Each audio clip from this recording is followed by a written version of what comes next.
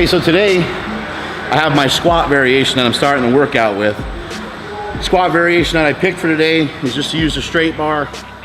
I want to try to use a straight bar as much as possible in most of the training, even though it does bother my elbows, shoulders, and pecs a little bit. But it's what I need to use in the competition, so I want to get used to it. I will use the safety squat bar, the Duffalo bar, camber bar in other spots as needed as I go through. But I'm also doing a box squat. And a lot of people don't know how to squat in general, first of all. A lot of new people I see are just immediately jumping into Olympic lifting shoes right away because they think they need those to squat. And a lot of people don't understand that a lot of times they have plenty of mobility and then some to be able to perform a squat totally fine. But a great way to learn how to squat, and bear with me here, a great way to learn how to squat is to utilize box squat. And you occasionally use it maybe after a workout, or occasionally use it before a workout, or occasionally use it just in some of your warm-ups. Now there's a couple different ways we can go about doing this.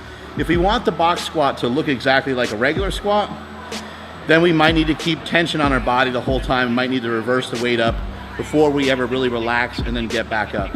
Standard box squat, you're gonna actually relax the hips a little bit and then get back up. Relax is a weird word because I've done this exercise before with like 700 pounds, so you never wanna relax when you're doing something like that. But as you can see for today, I'm also going off a little bit higher box than normal. I'll lower it down just about an inch. You can build your own box, a lot of people do that. We have boxes from EliteFTS.com and also from Rogue Fitness in this gym. Doesn't really matter where you get one from, you just need one that's 12 to 14 inches high. And we always just adjust it with other rubber mats in the gym that we've had cut up about an inch thick.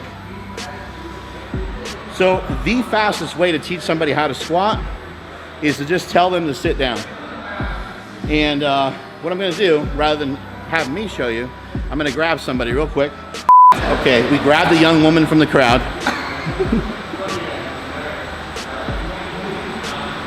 Have you ever done a box squat before? Never ever. This totally seems rigged now, see? So what I need you to do, facing the wall, is I just need you just to sit down, in whatever way you would normally just sit down. Okay. So, you saw how he's sitting down.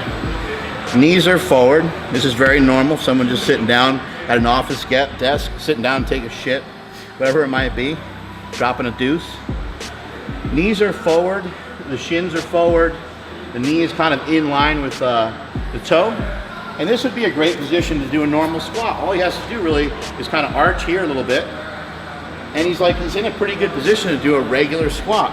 And he's about at or slightly below parallel, especially if he just forces the knees out a little bit.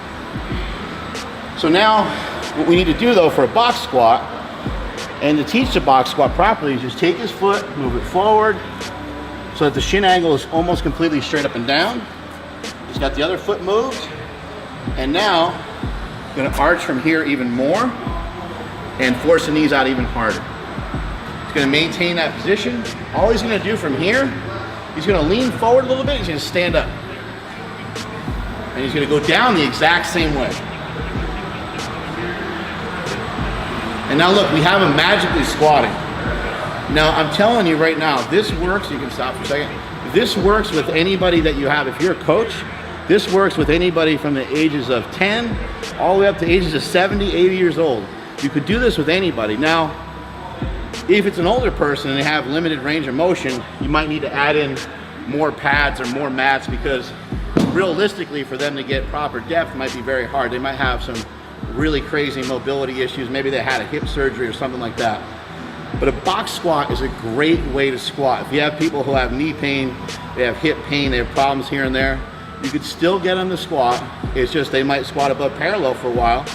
You can work their way down over a period of time. It's a great way to squat. It trains your legs, trains your body slightly differently. For those of you that sumo deadlift, this might be a great way to train your sumo deadlift.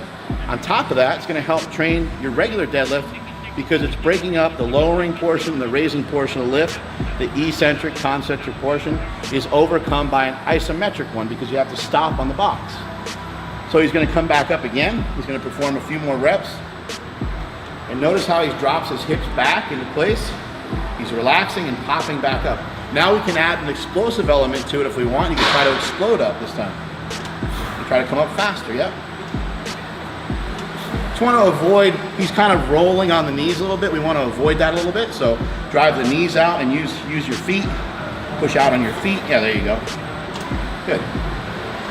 Typically, if you can get them from the front here, typically when we do a box squat, we do go with a little bit wider stance than normal. Is this a little wider than what you normally use? Way wider, yeah. Okay. The reason being is just to make it different. Kind of the same thing I do on dumbbell presses. You know, I bench press like this for 1,000 years, and so now when I do dumbbell bench press, I just move my hands this way. Why? Because it's slightly different. Same thing with a box squat. A lot of times I like to move the stance out. Now, he could also get a similar amount of effect by training his hips, by bringing his feet a little closer together, and then just pointing his toes straight ahead. This will really challenge your hips too. Now force the knees out, and now come up. Anytime you're performing any of these kind of exercises, if it feels sketchy, then it's sketchy. That's from my man Kelly Starrett at mobilitywod.com. It's a really great quote, and I really like it a lot, because if you try something, if he tries this movement and he says, Mark, this hurts my knee, am I just going to be so stubborn as a coach? No, box squats are the way to go. You need a box squat. Or am I actually going to listen to what he just said? Because there's a million ways to squat. There's so many different ways. We could use different bars. We could use bands. We could use chains. He could do a front squat. You could do a regular squat. The list goes on and on of different things that we could do. We could raise the squat up. If you're a coach, if you're a personal trainer, you need to listen to your client. So if they tell you something, you need to adhere to what they're telling you. You work for them. Make sure they're comfortable. Make sure they get in a good position.